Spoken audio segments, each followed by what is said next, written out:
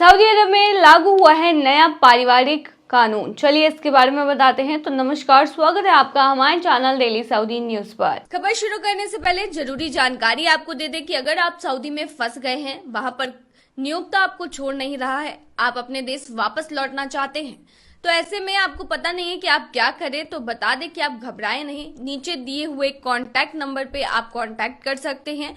वहां से आपको जो जरूरी हेल्प है वो मिल जाएगी। कानूनी प्रक्रियाओं के तहत सारी कार्रवाई करके आपको महज 3 से 4 दिन के अंदर खरूज लगाकर वापस अपने देश सही सलामत पहुंचा दिया जाएगा। तो दिए गए नंबर पर आप संपर्क कर सकते हैं। सऊदी अरब में पारिवारिक कानून से जुड़े नए नियम अब आधिकारिक तौर पर लागू हो गए हैं। क्राउन प्रिंस और प्रधानमंत्री मोहम्मद बिन सलमान की मंजूरी के बाद इन नियमों को लागू किया गया है, जो पारिवारिक मामलों को बेहतर ढंग से संभालने के लिए एक बड़ा कदम माना जा रहा है।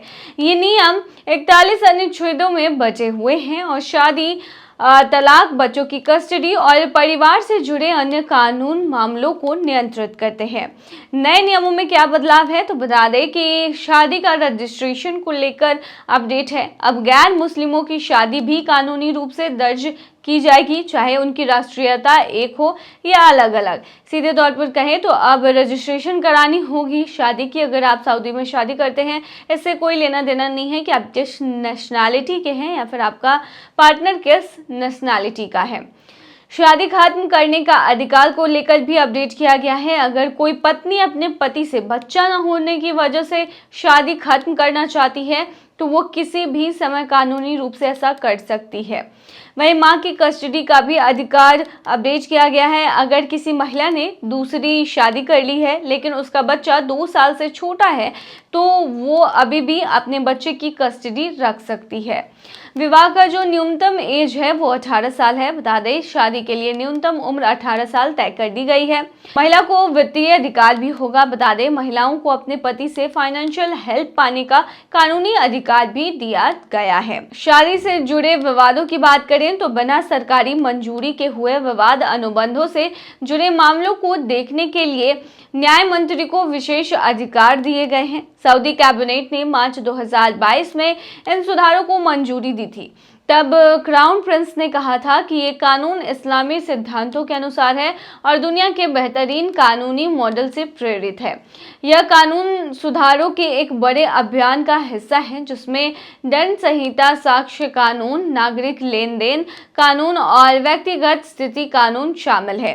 इस सुधार का मकसद पारिवारिक मामलों को अधिक पारदर्शी और कानूनी रूप से आसान बनाना है। तो अब काफी ज्यादा नियम में चेंजेस लाए गए हैं ताकि वहां पर आसानी से शादी की जो प्रक्रिया है वो हो, और साथ ही में महिलाएं जो हैं, अगर वो बच्चे की कस्टडी रखना चाहती हैं, अगर उन्होंने दूसरी शादी कर ली है, बच्चा उनका छोटा है, 2 साल से कम उम्र का है, तो वो उसे अपने साथ रख सकती हैं। इसके अलावा भी कई अधिकार दिए गए हैं। बता दें कि सऊदी अरब जो है वो अब महिलाओं को आगे प्रोत्साहित करना चाहता है, इसीलिए सऊदी अरब महिलाओं को बहुत सारे अधिकार दे रहा है। 2018 में सबसे पहले उन्होंने अधिकार दिया था महिलाओं को गाड़ी चलाने की, उसके बाद से कई सारे अधिकार मिल रहे हैं। फिलहाल पारिवारिक कानूनों में भी काफी ज्यादा बदलाव किया गया और इससे महिलाओं को ही काफी ज्यादा आसान रहेगा और उनके लिए कुछ चीजें ईजी होंगी। रमजान और ईद में क्या रहेगी बैंकिंग टाइमिंग, चलिए बताते हैं। सऊदी सेंट्रल बैंक ने हाल ही में एक अहम घोषणा की है, जिसमें रमजान के पाक महीने और ईद उल फित्र के दौरान सऊदी अरब में बैंकों और बैंक ट्रांसफर सेंटर्स के खुलने और बंद होने के समय के बारे में जानकारी दी गई है। ये घोषणा उन लोगों के लिए खास तौर पर मददगार साबित होगी जो इस दौरान बैंकिंग सेवाओं का इस्तेमाल करते हैं या अपने परिवार वालों को विदेश में पैसे भेजते हैं। सऊदी सेंट्रल बैंक ने बताया है कि रमजान के महीने में सऊदी अरब के अंदर सभी बैंक सुबह 10 बजे से लेकर शाम 4 बजे तक खुले रहेंगे। ये समय सामान्य दिनों से थोड़ा अलग है ताकि लोग इस पाक महीने में अपनी बैंकिंग ज़रूरतों को आसानी से पूरा कर सके। चाहे आपको बैंक में कोई काम हो या फिर कोई ज़रूरी लेन देन करना हो, आप इस समय के बीच अपनी सुविधा के हिसाब से बैंक जा सकते हैं। बताते चले कि जो बैंक ट्रांसफर सेंटर्स जैसे कि टेलेमनी, एंजाज और अल्फावरी, जहां से लोग अपने देशों जैसे कि इंडिया, पाकिस्तान, बांग्लादेश में पैसे भेजते हैं, उनके लिए भी अलग समय तय तय किया गया है। सऊदी सेंट्रल बैंक के मुताबिक ये ट्रांसफर सेंटर सुबह 9:30 बजे से लेकर के 5:30 बजे तक खुले रहेंगे। यानी अगर आपको अपने परिवार को पैसा भेजना है या कोई और ट्रांसफर करना है तो आप इस समय के दौरान इस सेंटर पर जा सकते हैं। यह खास तौर पर उन प्रवासियों के लिए राहत की बात है जो अपने कमाए हुए पैसे अपने देश भेजते हैं। सऊदी सेंट्रल बैंक ने ईद उल फित्र की छुट्टियों के बारे में भी जानकारी दी है। बैंक ने बताया है कि सऊदी अरब में बैंक 30 मार्च से लेकर 2 अप्रैल तक बंद रहेगी। यानी इस दौरान बैंकों की छुट्टियां रहेंगी और कोई भी बैंकिंग सेवा उपलब्ध नहीं होगी। अगर आपको कोई ज़रूरी काम करना है तो बेहतर होगा कि आप 30 मार्च से पहले अपने सारे बैंकिंग काम निपटा लें ताकि छुट्टियों के दौरान आपको किसी भी तरह की परेशानी का सामना ना करना पड़े। वहीं रमज़ान की बात करें तो सऊदी अरब ने 28 फरवरी को चांद देखने के लिए जो समिति होती है, जो चांद देखकर ये कंफर्म करती है कि चांद दिखा है या नहीं, उसी के बाद ही रमज़ान की घोषणा की जाती है। वो 28 फरवरी को बैठेगी, उसके बाद घोषणा की जाएगी। आप हमारे चैनल पर बने रहिएगा क्योंकि सबसे पहले हमारे चैनल पर बताया जाएगा कि रमज़ान का चांद दिखा है या नहीं। जीसीसी रेसिडेंट सऊदी वीजा के लिए कैसे कर सकते हैं आवेदन, चलिए बताते हैं। अगर आप जीसीसी यानी कि यूएई, कुवैत, कतर, बहरीन या ओमान में रहते हैं और सऊदी अरब जाने के लिए वीजा चाहिए आपको, तो आप इसे ऑनलाइन अप्लाई कर सकते हैं। लेकिन इसके लिए कुछ जरूरी शर्तें जो हैं वो आपको पूरी करनी होगी। सबसे पहले हम डॉक्यूमेंट्स और शर्तों की बात करेंगे। तो देखिए, जीसीसी रेसिडेंस कार्ड आपके पास होना चाहिए जो कम से कम 3 महीने के लिए वैलिड होना चाहिए। पासपोर्ट आपके पास होना चाहिए जो कम से कम 6 महीने के लिए वैलिड होना चाहिए।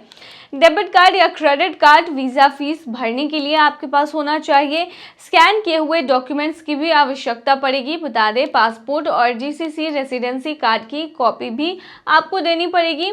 ट्रैवल हिस्ट्री की बात करें तो पिछले 5 सालों में किन किन देशों में आप गए हैं उसकी लिस्ट और तारीखें भी आपसे मांगी जा सकती है।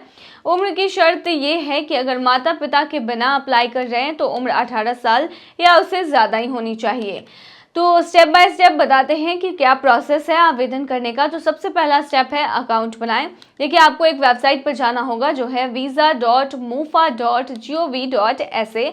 यहाँ पर आपको ईमेल डालकर अकाउंट बना लेना है, फिर लॉगिन करना है और नया आवेदन जोड़े पर क्लिक करना है। सभी नियम और शर्तों को स्वीकार कर ले, वहाँ पर ऑप्शन आएगा आपके। फिर स्टेप 2 में पर्सनल डिटेल्स आपको भरनी होंगी। वीजा टाइप चुने, जैसे टूरिस्ट वीज़ा। ट्रैवल मोड चुने, कोई भी ओपन ट्रांसपोर्ट चुन सकते हैं।